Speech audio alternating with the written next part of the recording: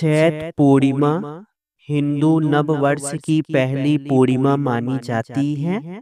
इस पूर्णिमा का विशेष महत्व है क्योंकि इस दिन हनुमान जी का जन्मोत्सव भी मनाया जाता है।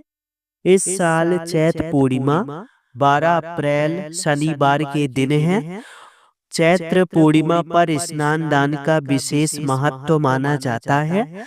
आइए विस्तार से जानते हैं कि चैत पूर्णिमा की पंचांग के अनुसार तिथि और शुभ मुहूर्त।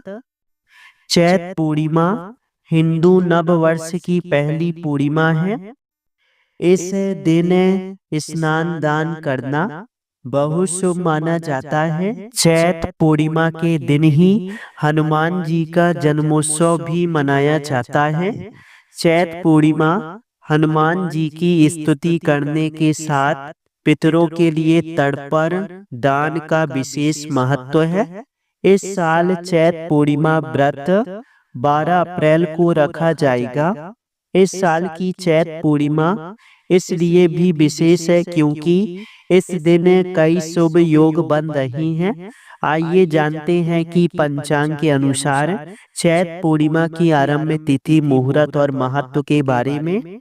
पूर्णिमा तिथि 12 अप्रैल को सुबह 3:22 से लग रही है और 13 अप्रैल को सुबह 5:52 पर समाप्त हो रही है। ऐसे में 11 तारीख की मध्य रात्रि के बाद पूर्णिमा तिथि के होने से 12 अप्रैल को ही पूर्णिमा तिथि का व्रत किया जाएगा। इस दिन से बैसाख स्नान शुरू होगा और इस दिन हनुमान जयंती भी मनाई जाएगी। ये उलझन इसलिए है कि क्योंकि कुछ कैलेंडर में 11 अप्रैल को ही पूर्णिमा व्रत लिख दिया गया है, इसलिए उलझन में फंसने की जरूरत नहीं है। 12 अप्रैल को पूर्णिमा व्रत करना शास्त्र सम्मत होगा। चैत पूर्णिमा के दिन स्नान दान के लिए ब्रह्म मुहूर्त 12 अप्रैल की सुबह 4:29 से सुबह 5:14 तक रहेगा। अभिजीत मुहूर्त सुबह 11:56 से दोपहर 12:48 तक रहेगा। ये दोनों मुहूर्त स्नान और दान के लिए शुभ रहेंगे। चैत पूर्णिमा का महत्व। भारतीय संस्कृति में चैत पूर्णिमा का बहुत महत्व है। इस दिन हनुमान जन्मोत्सव भी मनाया जाता है। 12 अप्रैल को चैत पूर्णिमा है।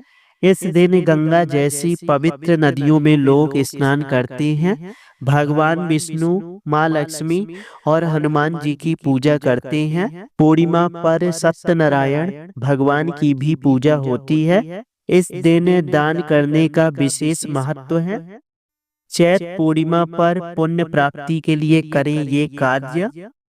चैत पूर्णिमा पर स्नान दान का महत्व है। इस दिन सत्यनारायण की पूजा भी की जाती है।